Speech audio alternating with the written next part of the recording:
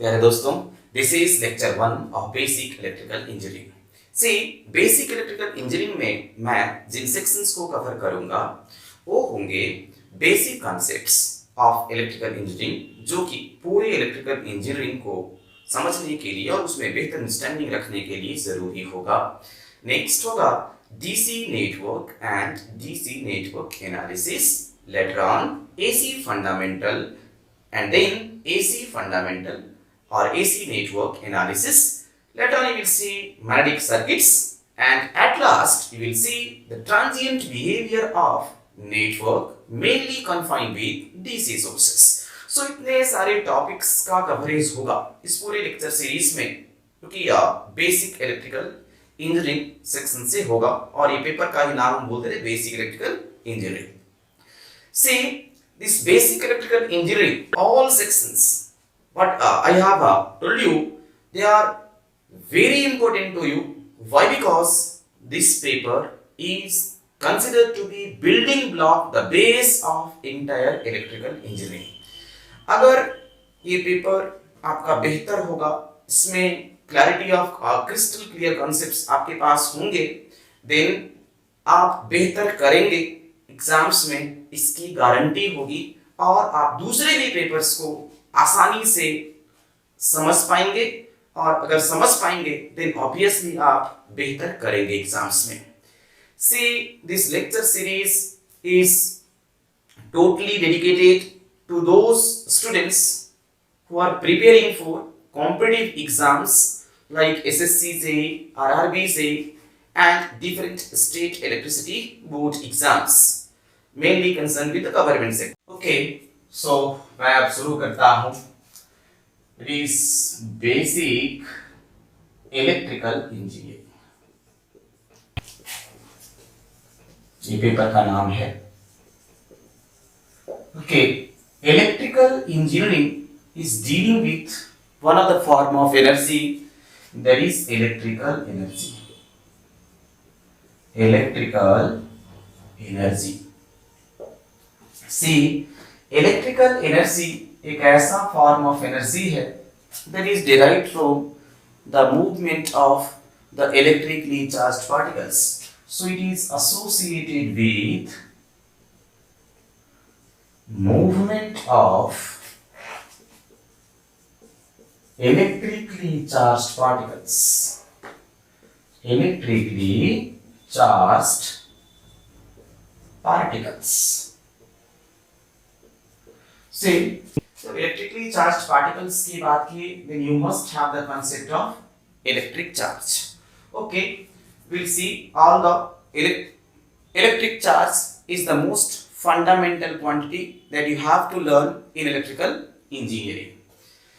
Next, later on, जब electrical energy की बात की, then electrical energy exhibits two important characteristics, and they are itself unique characteristics among all different types of energy. पहला है interconvertibility. Interconvertibility ये characteristics कहता कि इलेक्ट्रिकल फॉर्म ऑफ एनर्जी को किसी भी दूसरे फॉर्म ऑफ एनर्जी से आप ऑब्टेन कर सकते और फिर से इलेक्ट्रिकल फॉर्म ऑफ एनर्जी को किसी डिजायर्ड फॉर्म ऑफ एनर्जी में रिकन्वर्ट कर सकते। कहने का मतलब इलेक्ट्रिकल एनर्जी आप पा सकते हीट एनर्जी से, बिजली थर्मल पावर स्टेशन या डूइंग द सेम, कोयला जलाते हीट पैदा करते, देन फाइनली आप जनरेटर का आउटपुट के तौर पे क्या पाते हैं, अल्टरनेटर का आउटपुट के तौर पे इलेक्ट्रिकल एनर्जी पाते। उस तरह से केमिकल एनर्जी से आप इलेक्ट्रिकल एनर्जी पा सकते, मैकेनिकल एनर्जी से इलेक्ट्रिकल एनर्जी पा सकते। Example is generator, chemical energy से electrical energy, example is batteries. Next, light energy से आप पा सकते electrical energy, etcetera. Wind energy से पा सकते electrical energy. Next, electrical energy जब आपके पास हो गया, ये पैदा हो गया, जनरेट हो गया, then this form of energy can be utilised to convert it in any desired form. Like आपको लाइट आउटपुट पाना, इस इलेक्ट्रिक सप्लाई यूज करके ये काम कर सकते, आपको मोटर चलाना ये काम कर सकते, बैटरी चार्ज करना ये काम कर सकते, हीटर जलाना ये काम कर सकते। So various vast number of applications are there, ठीक है। सो several applications are in several there can be several examples where electrical energy can be converted into different desired form of energy. So इसको reconvert किया जा सकता like light energy, then heat energy, mechanical energy, chemical energy, sound energy, etc. I'm writing, ठीक है, various examples. Next दूसरा characteristics कहता there is transportability. दूसरा characteristics है ट्रांसपोर्टेबिलिटी। इस कैरेक्टरिस्टिक्स के according electrical form of energy को एक लोकेशन से या यूं कहें सोर्स लोकेशन से लोड लोकेशन तक और लोड सेंटर तक ट्रांसपोर्ट किया जा सकता है, कैरी करके ले जाया जा सकता है, ठीक है। बस इसके लिए जरूरी होगा एक खास माध्यम की, that is conducting medium is required to transport the electrical energy from one location to other location over a long distance. So bulk amount of electrical energy को ट्रांसपोर्ट किया जा सकता from one location to far distant location or your desired location. Requirement is it requires conducting medium. Okay. अब electrical energy में ही sign convention जानना जरूरी होगा एज पर आईट्रिपली कन्वेंशन। सो साइन कन्वेंशन आपको यही सिखाते, sign convention for the flow of or for the direction of flow of electrical energy. देखिए दो तरह के एलिमेंट की बात करेंगे, एक सोर्स एलिमेंट और दूसरा सिंक एलिमेंट। सोर्स एलिमेंट वैसे एलिमेंट जो कि एनर्जी डिलीवर करने वाले होंगे और सिंक एलिमेंट वैसे एलिमेंट जो कि एनर्जी लेने वाले होंगे, एनर्जी रिसीव करने वाले टेंडेंसी के होंगे और सिंपली एनर्जी अब्सॉर्ब करने वाले टेंडेंसी के होंगे। सी सोर्स एलिमेंट की बात करें, for source element the direction of flow of electrical energy is considered to be from lower potential to higher potential. This is what the direction of flow of electrical energy. उस तरह से sink element की बात की और करें, then direction of flow of electrical energy is assumed or considered as per convention is from higher potential to lower potential. चलिए इतना बात आप ध्यान रखेंगे इलेक्ट्रिकल एनर्जी के लिए। नेक्स्ट बात करेंगे fundamental term, that is electric charge. Electric charge क्या होता, इसके बारे में जानकारी हो ना हो, आपको उसके इफेक्ट के बारे में जानकारी होगा और you might have experienced the effect of electric charge several times. कई बार आप एक्सपीरियंस किए होंगे इलेक्ट्रिक चार्ज के इफेक्ट को। सो कब कब एक्सपीरियंस किए होंगे, देखिए प्लीज, जब आप वूलन स्वेटर पहनते या उसको बॉडी से रिमूव करते खोलते, तो उस समय आपको इलेक्ट्रिक शॉक जैसा महसूस हुआ होगा। हाँ, that's what the effect of electric charge only. आप कारपेट पे चलते वॉक करते, आपको इलेक्ट्रिक शॉक जैसा महसूस हुआ होगा। हाँ, then that is what the effect of electric charge only. So come across electric charge. Electric charge. देखिए electric charge is the most fundamental quantity. Fundamental quantity of electricity or electrical engineering. Electrical engineering का सबसे fundamental quantity की बात करें तो क्या है, electric charge है। अब इलेक्ट्रिक चार्ज होता क्या है, see it is a property of, or simply it is an electrical property of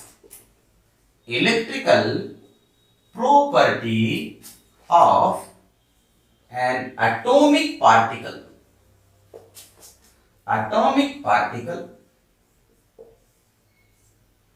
of which matter consists, जिससे मैटर बना हुआ है। सो इलेक्ट्रिक चार्ज क्या है? It is an electrical property of an atomic particle of which matter consists. So matter जिन atomic particle से बना हुआ है, ये एटॉमिक पार्टिकल्स का इलेक्ट्रिकल प्रॉपर्टी क्या है? इलेक्ट्रिक चार्ज है।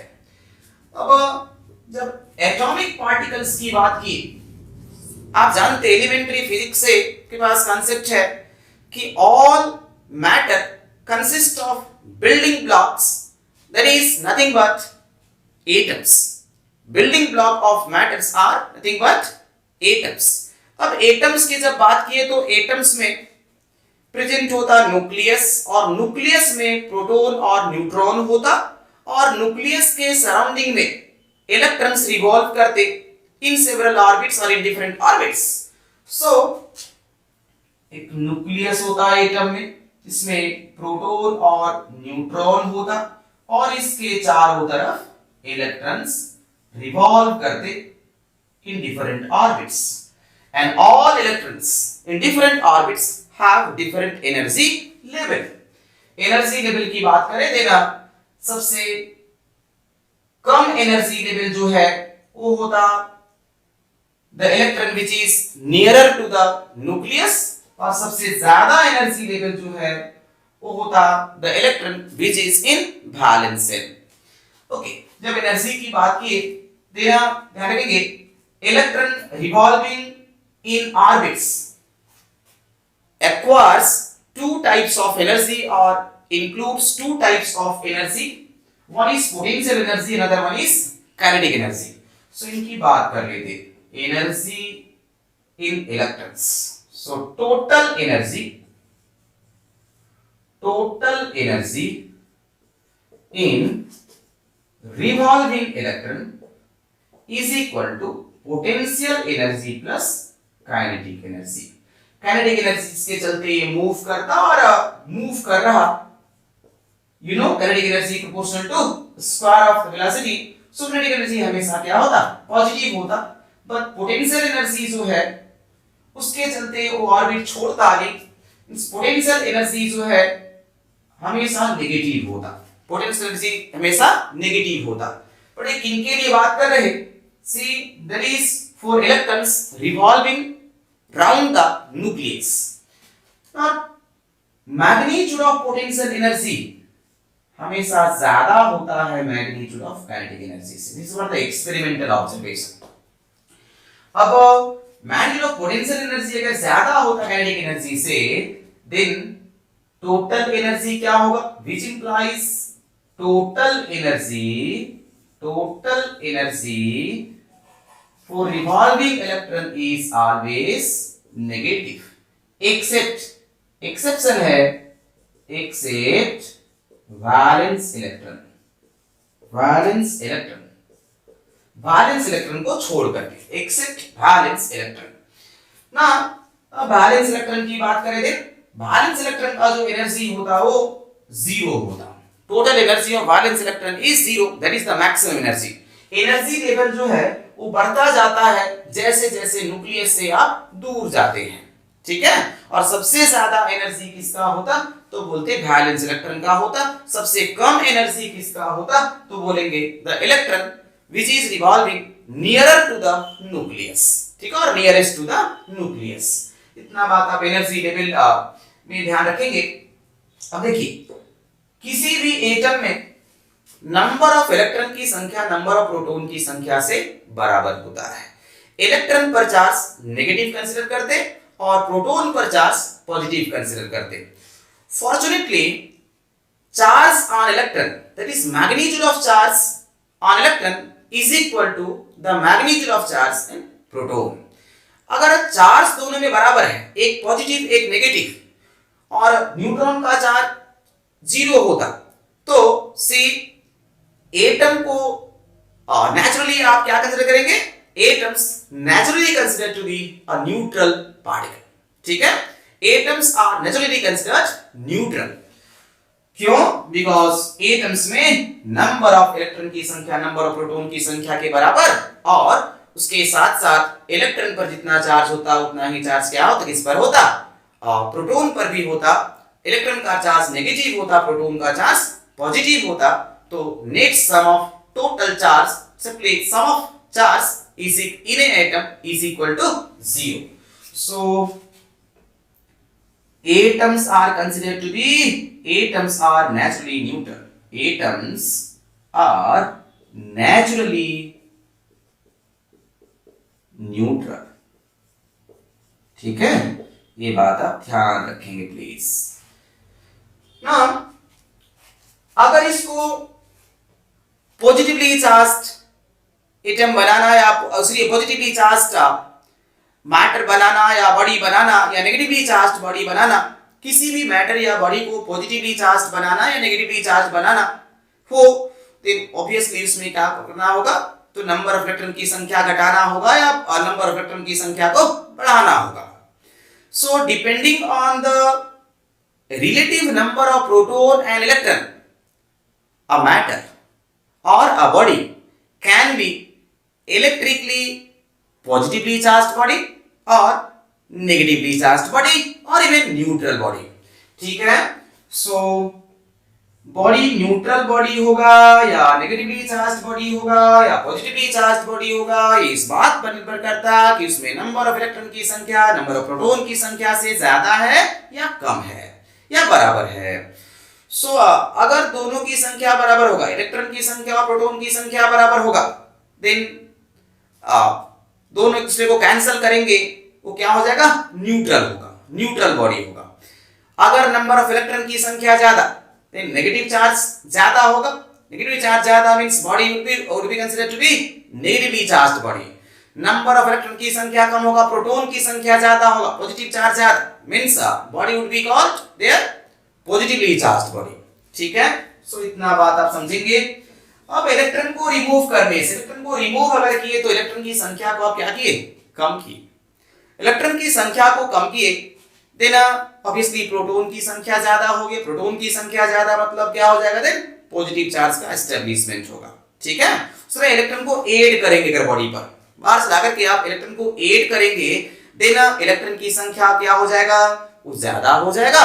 इलेक्ट्रॉन की संख्या ज्यादा मतलब नेगेटिव चार्ज ज्यादा हो जाएगा, means body would be totally और फाइनली नेगेटिवली चार्ज पर. सो इतना बात आप ध्यान रखेंगे.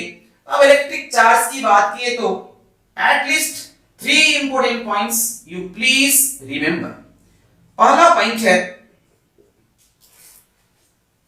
Charge is measured in coulomb. ठीक है, measured in coulomb, represented by C only. अब कूलम्ब जो होता, it's very large unit. Coulomb क्या होता, एक लार्ज यूनिट होता. क्यों बोल रहे हैं large unit, see 1 coulomb is equal to 6.24 और 25 into 10 to the power 18 electrons. So large number of electrons is required to produce 1 coulomb. Although say it is measured in the range of or in terms of picocoulomb, microcoulomb or nanocoulomb likewise. So reality में or in laboratory charge is measured in the order of microcoulomb, picocoulomb or nanocoulomb. There were the normal units. Next, दूसरी बात जो याद रखेंगे और ध्यान रखेंगे charge के लिए, चार्ज इज ऑलवेज क्वांटाइज्ड.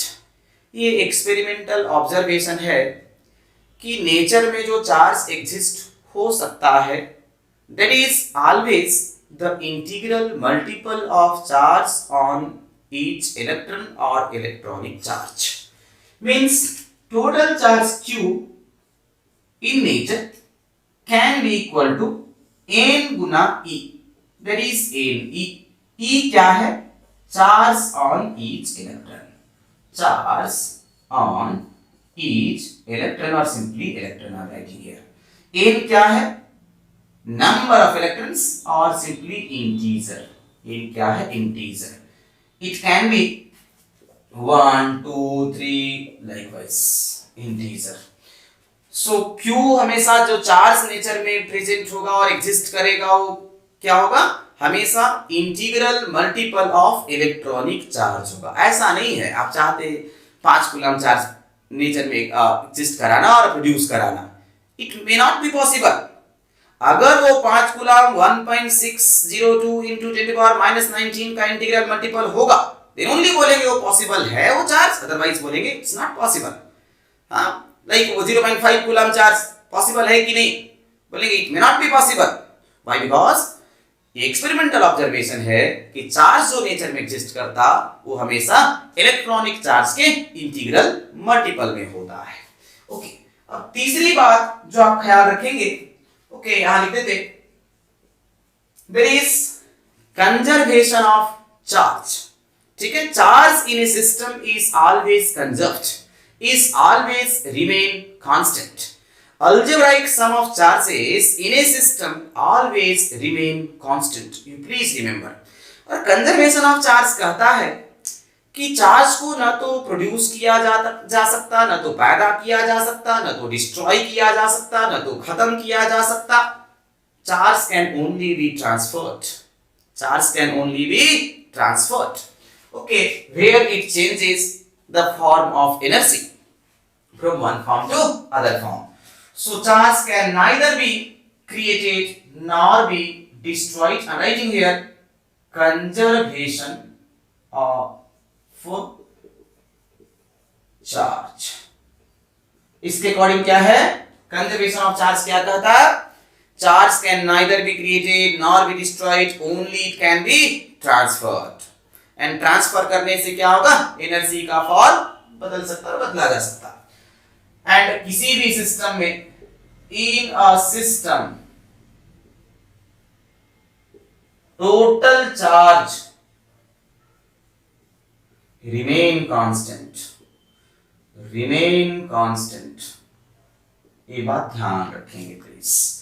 सो इतने सारी बातें हैं आपको ख्याल रखना। और भी इंफॉर्मेशन के तौर पे देखिए टेक्स्ट में सब सवाल आपको मिल जाएंगे। लाइक आप बताइए मास ऑफ प्रोटॉन बता दीजिए, मास ऑफ इलेक्ट्रॉन के टर्म में इसमें सवाल होगा। अल्फा पार्टिकल में चार्ज कितना होता बता दीजिए। So there what the questions that might be asked, ये बता रखेंगे। और फिर वैलेंस इलेक्ट्रॉन में कितना एनर्जी होता है याद रखिए प्लीज। टोटल एनर्जी ये बताएंगे, total energy in valence electron is equal to 0 electron volt. वो सबसे ज्यादा होता और सबसे कम किसमें होता? इसमें होता। ये सभी सवाल बनते, उन पे चर्चा कर लेते। और भी यहां से सवाल होगा कि ये जो इलेक्ट्रॉन रिवॉल्व करते रहते हैं न्यूक्लियस के चारों तरफ, वो कौन सा फोर्स के तहत अपने ऑर्बिट्स पर ही रिवॉल्व करते, ऑर्बिट को नहीं छोड़ते हैं। सी इलेक्ट्रॉन नेगेटिवली चार्ज पार्टिकल, और न्यूक्लियस में जो चार्ज होगा वो ऑब्वियसली किसका चार्ज होगा? प्रोटॉन का चार्ज होगा। वो क्या है? Positively charge particle. So negative और पॉजिटिव डिस्टिंक्ट चार्जेस के बीच में जो इलेक्ट्रोस्टैटिक फोर्स एग्जिस्ट करेगा वो कैसा फोर्स होगा? Obviously force of attraction. So बोलेंगे electrons are bounded with nucleus by a force so called electrostatic force of attraction.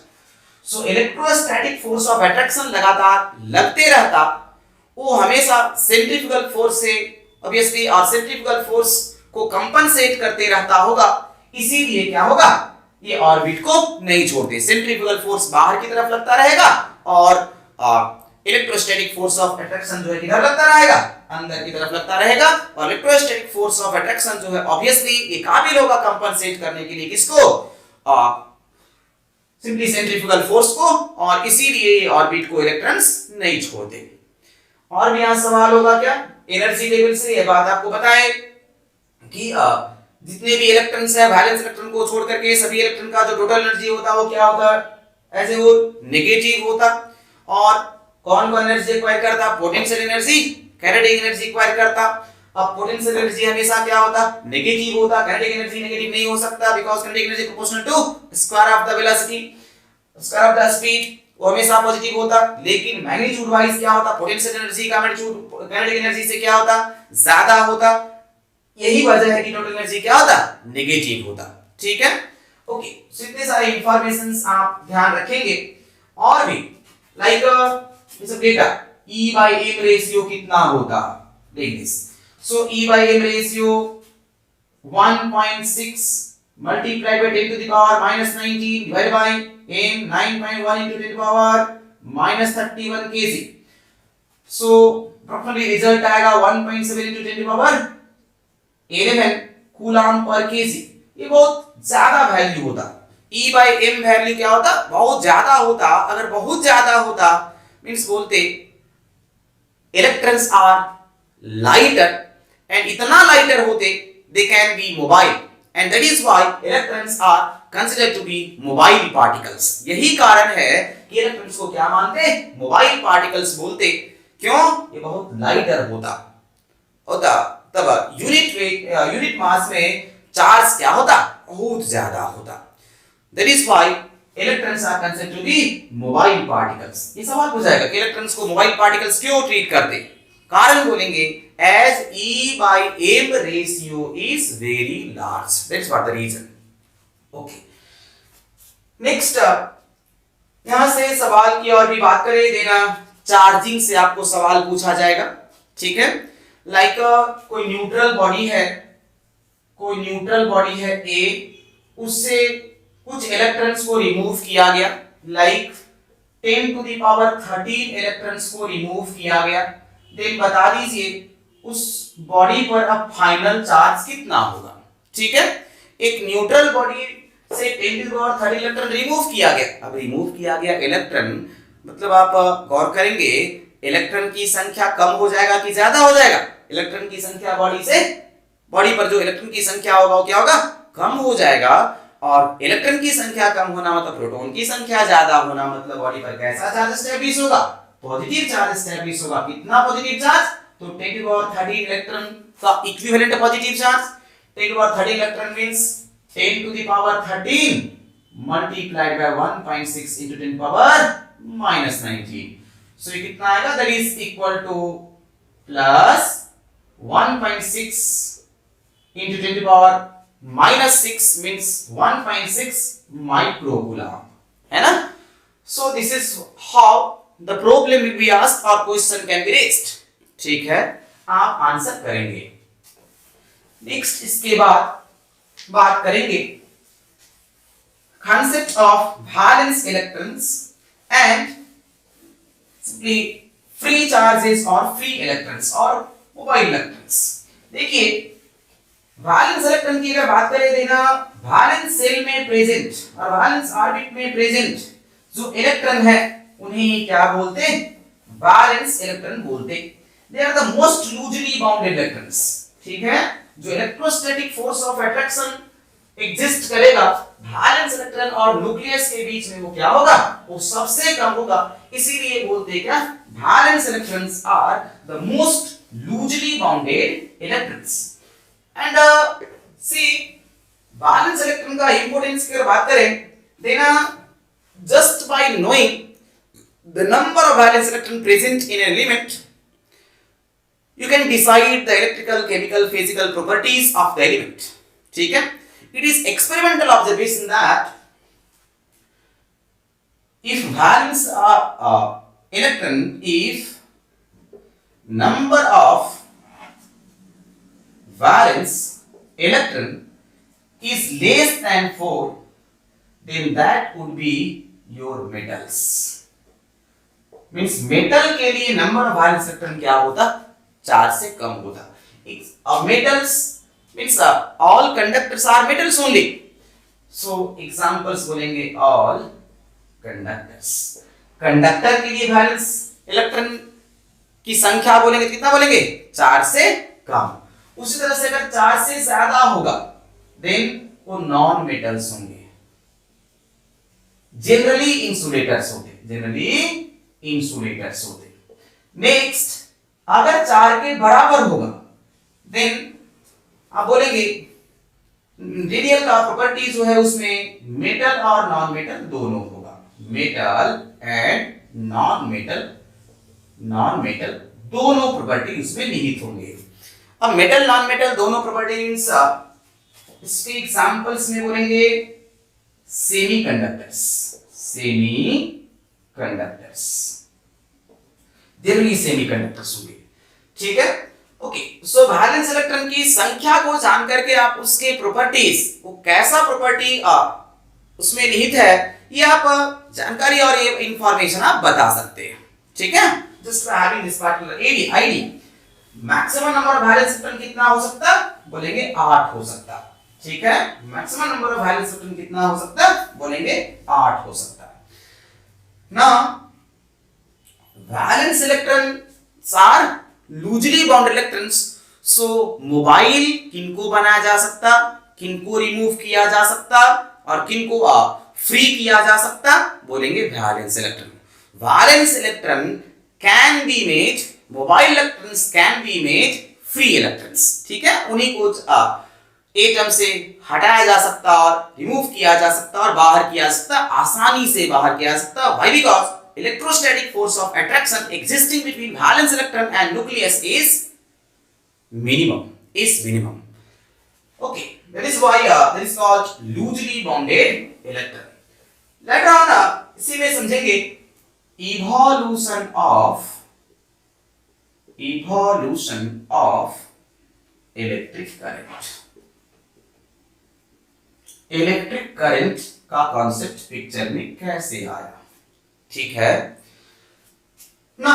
इससे पहले ये जानकारी आपको जरूरी है कि किसी भी मेटल में इलेक्ट्रॉन, फ्री इलेक्ट्रॉन की जो संख्या होती वो क्या होता, अबंडेंट होता, ठीक है। फॉर एग्जांपल अगर कॉपर का कंडक्टर है तो उसके 1 सेंटीमीटर क्यूब में, इट इज एक्सपेरिमेंटल ऑब्जर्वेशन, जो भी इंफॉर्मेशन लिख रहे हैं, हाँ, उसके लिए कोई प्रूफ हम नहीं दे रहे, what the experimental observational data I am writing simply.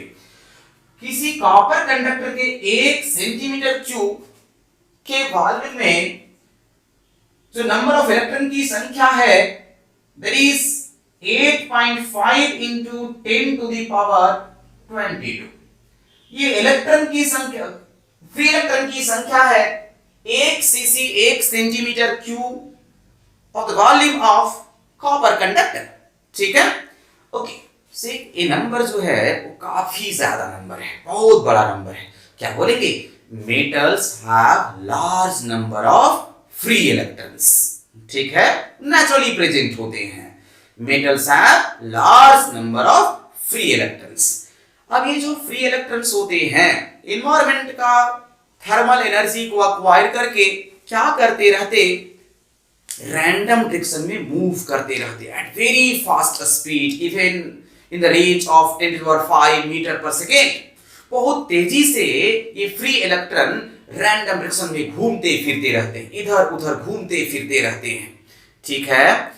लेकिन सी अगर सभी फ्री इलेक्ट्रॉन्स के मोशन की बात करें एक साथ, तब किसी एक खास डायरेक्शन में नेट मोशन जो है वो 0 होता है।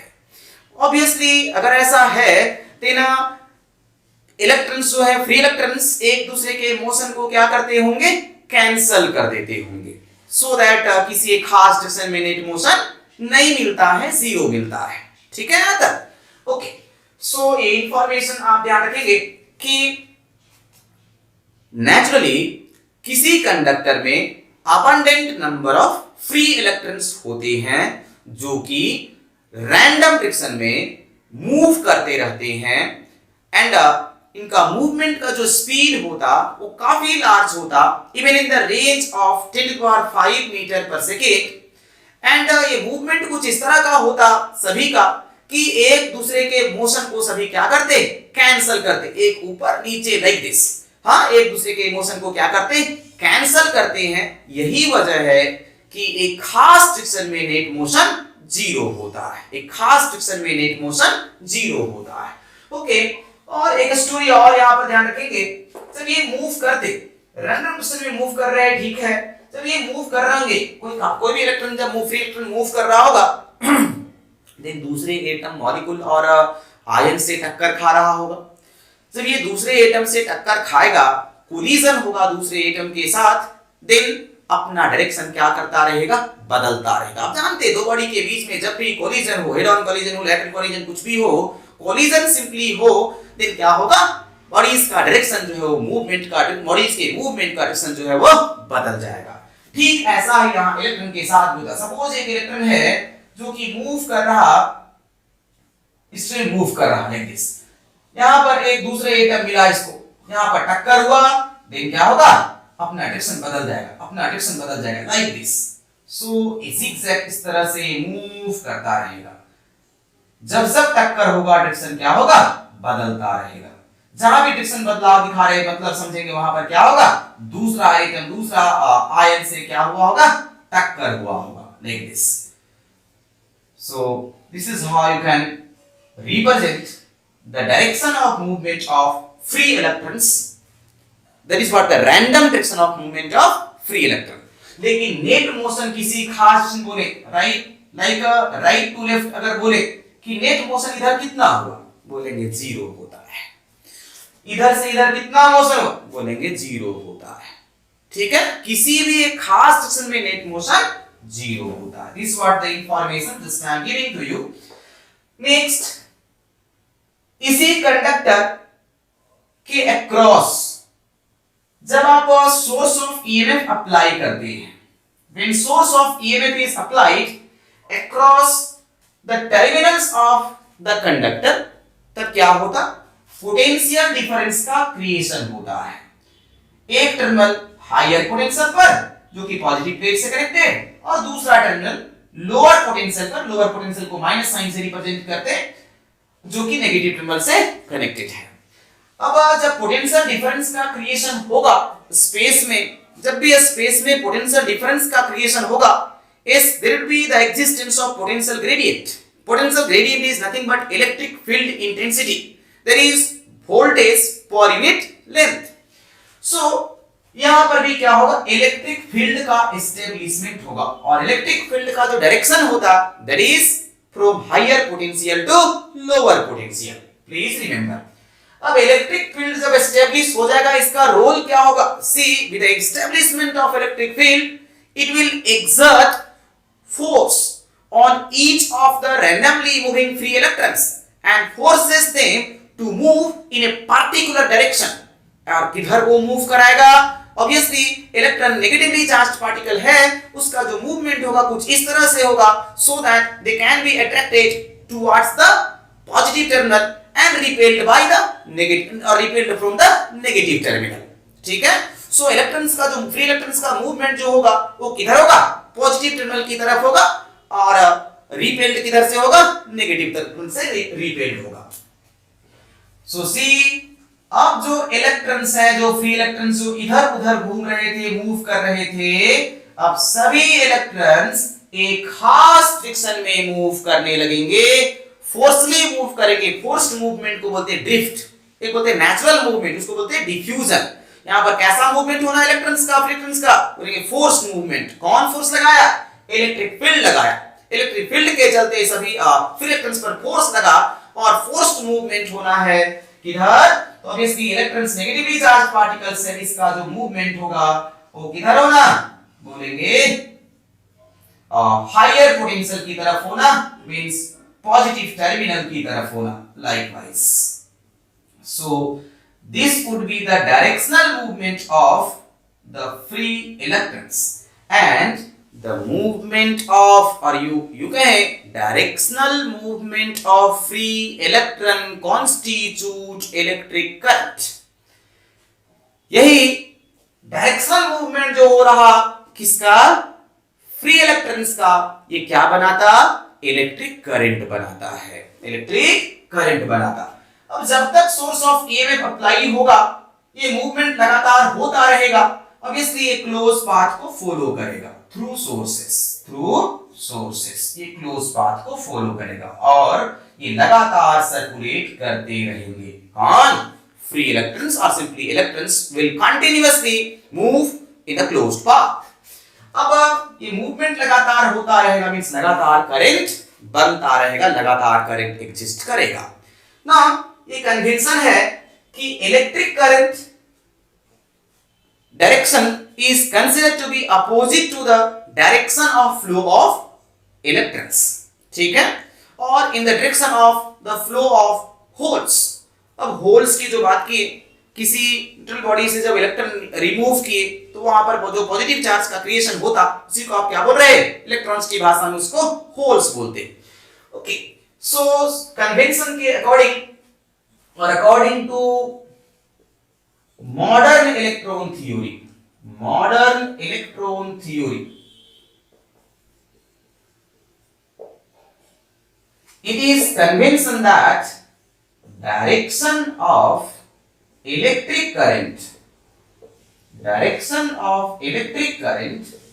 is opposite to the direction of movement of electrons। Electrons के मूवमेंट के अपोजिट में कन्वेंशनल करंट का डायरेक्शन आपको कंसीडर करना है। This is what the convention is to be followed according to modern electron theory. Just ये convention है, इसके लिए कोई प्रूफ नहीं, ठीक है, simply you have to follow this convention throughout electrical engineering. ना अगर पूछा जाए इलेक्ट्रॉन का फ्लो का direction opposite to the electric field, opposite to the electric field, and वो किधर, इलेक्ट्रॉन का फ्लो का डायरेक्शन कंडक्टर्स के थ्रू अगर बात करें तो lower potential to higher potential, and source के थ्रू अगर बात करें then higher potential to lower potential. So current के फ्लो की बात करें then opposite to electron flow direction. कहने का मतलब कंडक्टर के थ्रू अगर करंट के फ्लो की बात करें then from higher potential to lower potential, और सोर्सेस के थ्रू करंट के फ्लो की बात करें then it will be from lower potential to higher potential, ठीक है। अब देखिए ये करंट फ्लो करने के लिए यहां पर आप समझे कि एक क्लोज पाथ बनना चाहिए, तभी कंटिन्यूअसली जो है इलेक्ट्रॉन्स का क्या होगा, फ्लो होता रहेगा, कंटिन्यूअसली इलेक्ट्रॉन्स जो सर्कुलेट करते रहेंगे। सो करंट का एग्जिस्टेंस के लिए मैंडेटरी एटलीस्ट दो कंडीशंस का रिक्वायरमेंट जरूरी है। पहला कंडीशन कि कंडक्टर के अक्रॉस पोटेंशियल डिफरेंस का क्रिएशन होना चाहिए, ठीक है। अरे पोटेंशियल डिफरेंस का क्रिएशन होगा तभी इलेक्ट्रिक फील्ड का एस्टैब्लिशमेंट हुआ, तभी जो रैंडमली मूविंग फ्री इलेक्ट्रॉन्स थे वो ड्रिफ्ट हुए एक खास डायरेक्शन में, फोर्सली मूव किए एक खास डायरेक्शन में। दूसरा रिक्वायरमेंट है एक क्लोज पाथ होना चाहिए, और किसके साथ क्लोज पाथ होना चाहिए, सोर्स के साथ क्लोज पाथ होना चाहिए। So two mandatory conditions required for the existence of electric current. So two necessary conditions required. Two necessary condition required for the existence of electric current. Existence of electric current. पहला condition की बात करें there must be the creation of potential difference, there is potential difference, और दूसरा condition की बात करें then there must be a closed path किसके साथ, with source और with sources। so ये दो कंडीशन जब सेटिस्फाइड होगा तभी किसी कंडक्टर के थ्रू करंट की बात करेंगे और करंट के एग्जिस्टेंस की बात करेंगे। अगर इनमें से कोई भी एक कंडीशन सेटिस्फाई नहीं हुआ बोलेंगे current will not exist. Okay, अब करंट की चर्चा करते इनसी करंट को क्वांटिटेटिवली अगर डिफाइन करने की बात हो इनसी the directed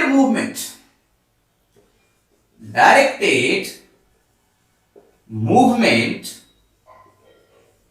of free electrons or free charges, you can say free electrons through conductor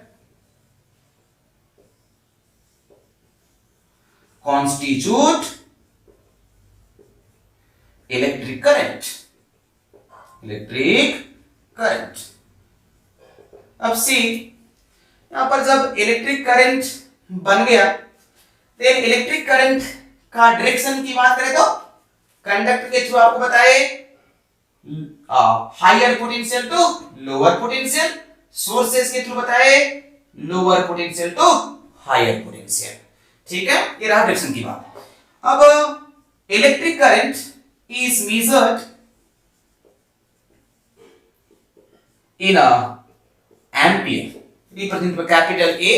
Ampere is the measuring unit for electric current and normally measured by ammeters. Current is normally measured by measuring instrument so called ammeter. Now इसका दूसरा भी unit आप बोल सकते हैं coulomb पर second. Coulomb पर second. अब इलेक्ट्रिक करंट को मैग्नीट्यूड वाइज और क्वांटिटी वाइज डिफाइन करेंगे, then it is defined as the rate of flow of charges. It is defined as, or it can be defined as rate of flow of charges, and magnitude wise I is equal to total charge per unit time. Total charge per unit time. Per unit time बोल रहे हैं, मतलब current can be equal to Q. So for t is equal to 1 second, अगर 1 second time की बात करें, unit time की बात करें, there is 1 second, then I is equal to Q. So बोले किसी कंडक्टर के थ्रू फ्लो करने वाला अमाउंट ऑफ चार्ज 2 कूलाम का है, कितना सेकेंड में? बोलेंगे 1 सेकेंड में. तब पूछा जाए कि कंडक्टर के थ्रू बताइए कितना मैग्नीट्यूड का करंट फ्लो कर रहा, बोलेंगे 2 एम्पियर का करंट फ्लो कर रहा, बोलेंगे 2 एम्पियर का करंट फ्लो कर रहा. सो अगर हर एक 1 सेकेंड की बात करें, then current is equal to total charge. Current is equal to total charge for each second. Okay, next और भी यहां पर बात करें, अगर charge if Q is a function of time, Q is a function of time, Q जो है वो टाइम डिपेंडेंट हो, देन करंट को एक्सप्रेस करेंगे I is equal to dq by dt. कब? जब चार्ज जो है किसका फंक्शन हो? टाइम का फंक्शन हो, समय का फंक्शन हो, समय पर निर्भर करने वाला हो, इंस्टेंट टू इंस्टेंट बदलता हो. ठीक है, okay. So I is equal to time derivative of charge. I is equal to time derivative of charge. Time derivative क्या रिप्रेजेंट करता? रेट को रिप्रेजेंट करता. हाँ, मैथमेटिक्स की भाषा में जो डेरिवेटिव है वो रेट ऑफ चेंज को रिप्रेजेंट करता है. यहाँ पे टाइम रेट बोल रहे, मतलब समय के साथ किस तरह से चार्ज में बदलाव हो रहा है, that is what is accounted by here current. और यहाँ पर अगर टोटल चार्ज की बात करें, then that would be equal to integration of I dt. ठीक है, इंटीग्रल जो है वो डिफरेंशियल का, डिफरेंशिएशन का क्या है? इनवर्स ऑपरेटर है. करंट निकालना हो, चार्ज दिया हुआ, चार्ज टाइम का फंक्शन है, देन करंट कैसे निकालेंगे? डेरिवेटिव निकाल करके, that is time derivative of charge. And current दिया हुआ, अब करंट टाइम फंक्शन में है, मतलब टाइम पर निर्भर करने वाला है. आपको चार्ज निकालना हो, क्या करेंगे? इंटीग्रेशन करेंगे. अब इंटीग्रेशन मींस कैसा? डेफिनेट इंटीग्रल होगा. सपोज 0 से t टाइम तक कितना चार्ज फ्लो किया ये पूछा जा रहा, सो 0 से t तक क्या करेंगे? इंटीग्रेट करेंगे. डेफिनेट इंटीग्रल का जो सिग्निफिकेंस होता है, geometrical significance, you know, that is area. So q is equal to area under, or area bounded by IT graph or IT curve. Current versus time का जो कर्व होगा उसके under में जो एरिया होगा, एरिया जो बाउंडेड होगा, that is what is charge, total charge. Now current को भी उसी तरह से लिख सकते हैं dq by dt. ये क्या बताता? स्लोप को बताता. क्या बताता? स्लोप को. डेरिवेटिव का ज्योमेट्रिकल सिग्निफिकेंस क्या होता? स्लोप होता, रेट होता. ठीक है, so it will be equal to slope of QT curve. Charge versus time के रिस्पेक्ट में जो कर्व होगा उसका स्लोप जो है वही चार्ज को बताएगा, उस वही क्या बताएगा, करंट को बताएगा। ठीक है, ये बात आप ध्यान रखेंगे न्यूमेरिकल बनाते समय। इस there can be the several numericals asked from these concepts. ठीक है, although we'll see numericals also, but you please do follow these analysis. These will be helpful in solving several numericals. अब यहाँ पर बात की, जब इलेक्ट्रिक फील्ड लगता, electron gate drifted. अब कितना तेजी से ये ड्रिफ्ट होते, ठीक है, जब इलेक्ट्रिक फील्ड एस्टैब्लिश हो जाता तो क्या होता, electrons are getting drifted towards the positive terminal. Electrons are getting drifted towards the positive terminal. Electrons जो है वो पॉजिटिव टर्मिनल की तरफ ड्रिफ्ट होते हैं। See, जिस स्पीड से जिस स्पीड से मूव करते हैं उन्हें क्या बोलते हैं, ड्रिफ्ट वेलोसिटी। ये डायरेक्टेड मूवमेंट है, ठीक है। So the directed speed of the free electrons when an electric field is applied called drift velocity, represented by Vd. I am not deriving here the drift velocity, just I am relating the drift velocity with the different parameters like current. See, current का जो magnitude होता that is equal to NEAVD. That formula directly I am writing, not required derivation here. So drift velocity here Vd is drift velocity. Drift velocity क्या है, the directed speed of the free electrons after the application of the electric field. So drift velocity A क्या है, बोलेंगे cross sectional area. Cross sectional area conductor है लेना, normally आप लेते circular periphery का, और सर्कुलर पेरिफेरी होगा क्या होगा, pi r square pi d square by 4, r is the radius, d is the diameter.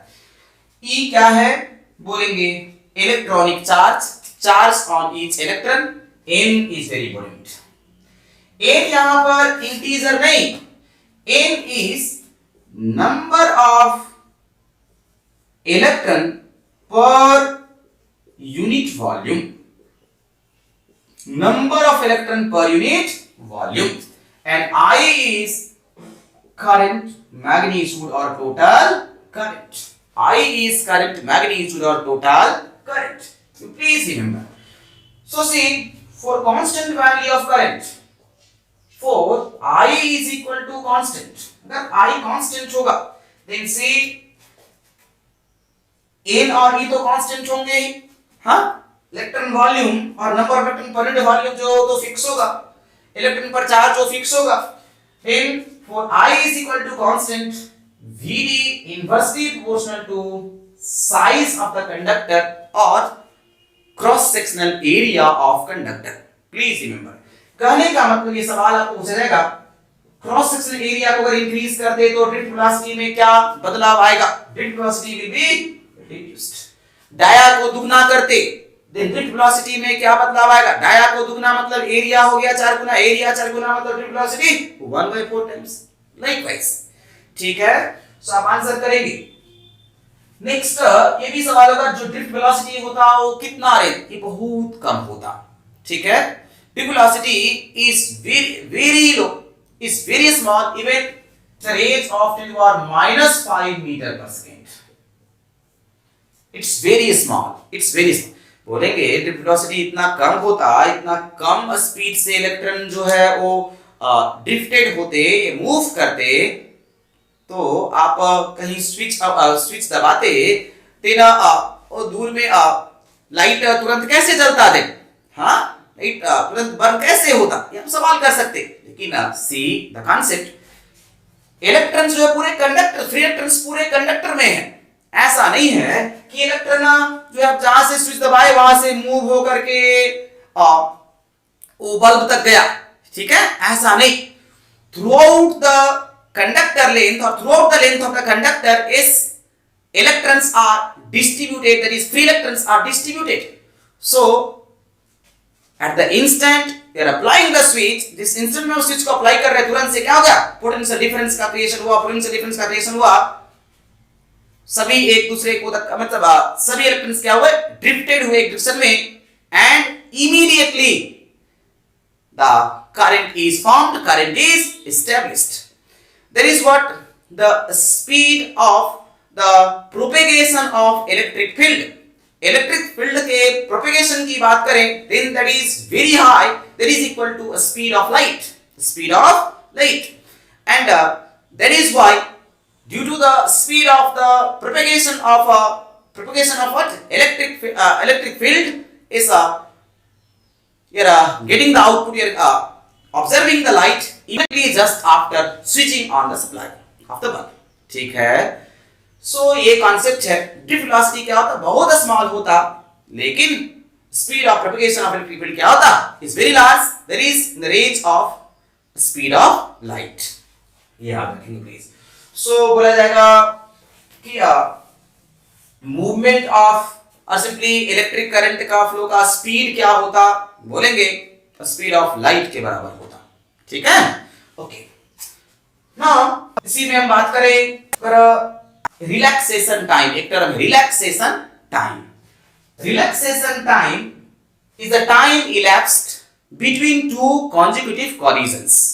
दो कॉन्जिक्यूटिव कॉलिजन्स के बीच में जो टाइम बिताया गया और बीता, that is what called relaxation time. Next term की बात करें और नेक्स्ट इंफॉर्मेशन जो आपको जानना जरूरी होगा न्यूमेरिकल पॉइंट ऑफ व्यू और ऑब्जेक्टिव पॉइंट ऑफ व्यू से, होगा इलेक्ट्रिक करंट जो है वो कैसा क्वांटिटी है। इसका तो यूनिट समझे, एक कैसा quantity, whether it is scalar or vector, whether it is scalar or vector, although इसके पास डायरेक्शन और मैग्नीट्यूड दोनों है। ठीक है, इसके पास डायरेक्शन है और मैग्नीट्यूड दोनों है। डायरेक्शन ऑफ इलेक्ट्रिक करंट यहां पर क्या होगा, ये इलेक्ट्रॉन का डायरेक्शन दिखाए हैं, डायरेक्शन ऑफ इलेक्ट्रिक करंट कुछ ऐसा होगा, opposite to the flow of electrons. So electric current के पास डायरेक्शन है और मैग्नीट्यूड दोनों है। Electric current have both direction as well as magnitude,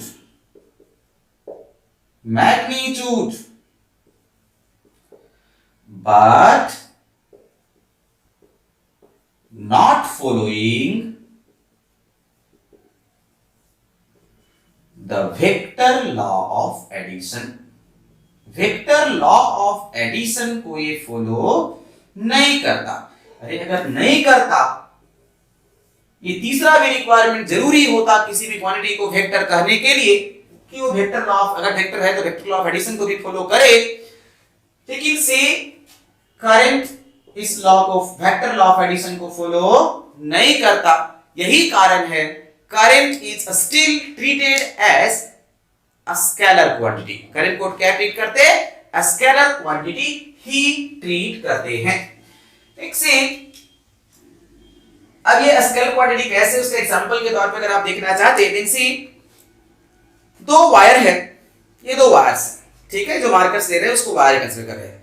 ये वायर है, इसके थ्रू 4 एंपियर करंट आ रहा है, इसके थ्रू 6 एंपियर करंट आ रहा है। बताएंगे ये जो डस्टर है भी एक मोटा तार है, इसके थ्रू टोटल कितना करंट फ्लो करेगा।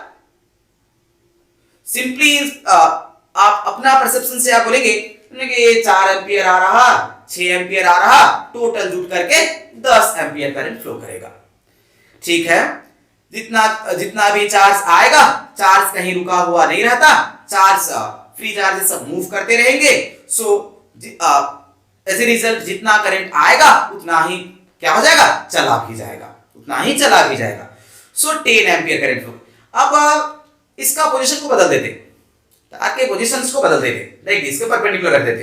अभी भी आ रहा 4 एंपियर 6 एंपियर, अब कितना जाएगा, बोलेंगे अभी भी 10 ampere.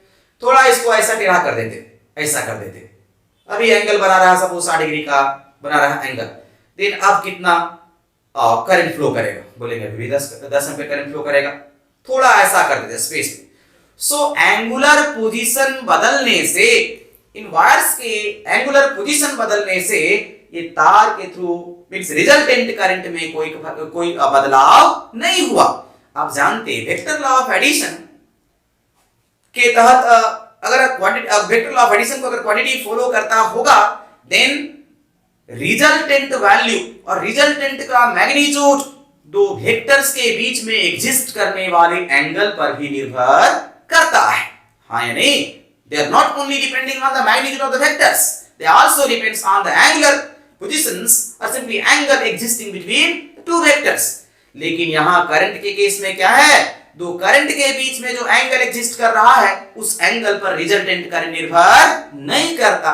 So that is why I am saying it is not following the vector law of addition, and this is the reason, this is the only reason that current is not considered as a vector quantity, it is still treated as a scalar quantity.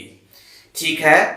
Okay, we'll start the lecture ahead. I'm stopping here. See, you watch the video completely. ठीक है? Series of lectures देंगे, ठीक है, सभी के लिए और सभी पेपर्स के लिए.